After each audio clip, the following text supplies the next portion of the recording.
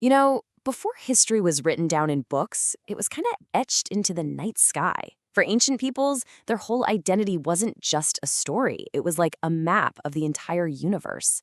And today, we're going to dive into this incredible celestial worldview where, for the ancient Turks, everything began not on the ground beneath their feet, but in the vast, powerful sky above.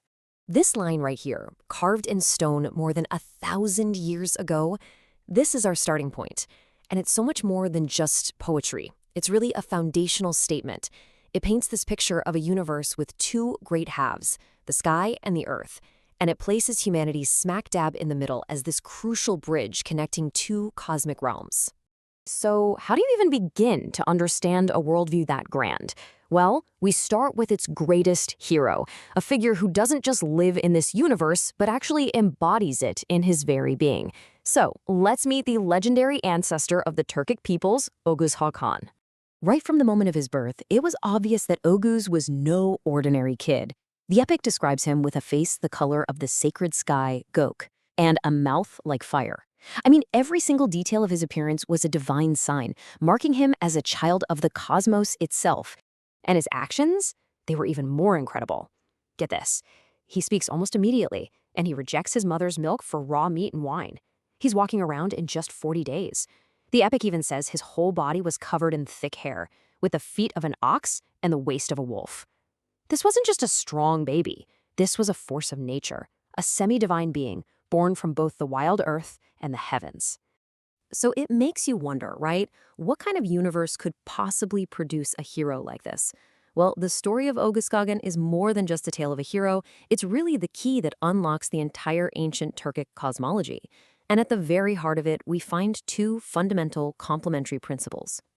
The core concept here is a dichotomy. And this is a really crucial distinction to make. We're not talking about a good versus evil kind of thing, like light fighting darkness in some big cosmic war. No. Think of it more like day and night, two essential complementary forces that are both absolutely necessary for the world to function. They have to work together to create balance. These two principles are Gök, the sky, and Yer-Sub, the earth water. The sky, Gek, is the source of divine authority and legitimacy, a concept they called Kut. It represents the sacred, the masculine principle. On the other hand, you have Yer-Sub, the earth water, which is the source of all physical life and sustenance, the terrestrial, the feminine principle. But again, they weren't rivals, they were partners in the grand dance of cosmic creation.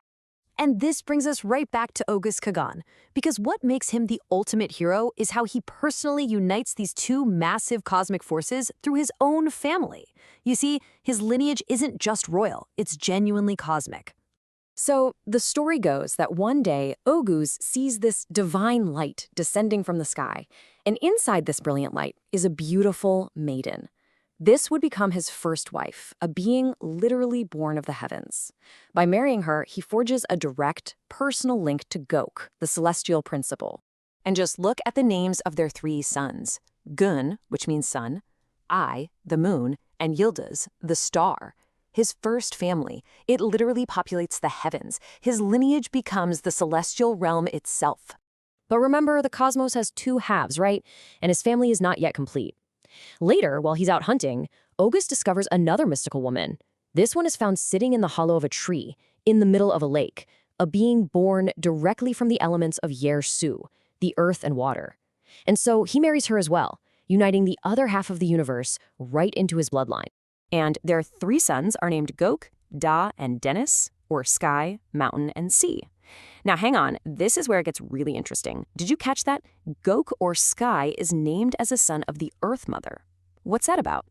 Well, this is a key insight. It suggests a belief that the physical blue sky, the dome that we see above us, was seen as a material part of the terrestrial world, totally distinct from that divine cosmic space where the sun, moon, and stars live.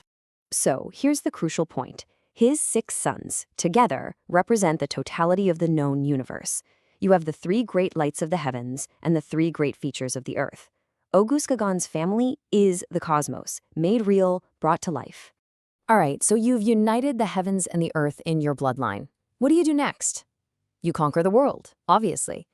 But to rule a cosmic empire, even a hero like Uz needs a sign, a guide sent from the ultimate authority, the great sky god of the ancient Turks, known as Tengri.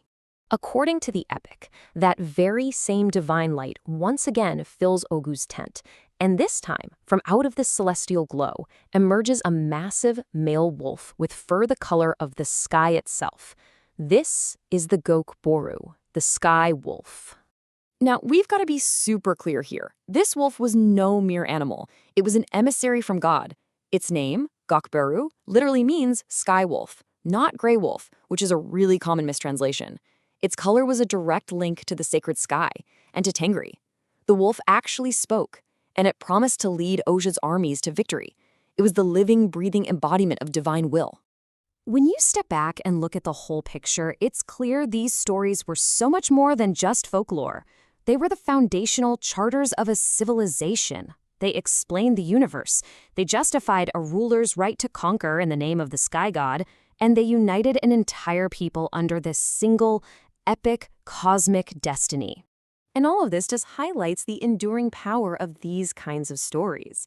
It kind of leaves us with a final question to think about. Do these foundational myths simply tell a people where they came from, or do they also forge a blueprint for where they are going, shaping a culture's identity and its biggest dreams for centuries to come?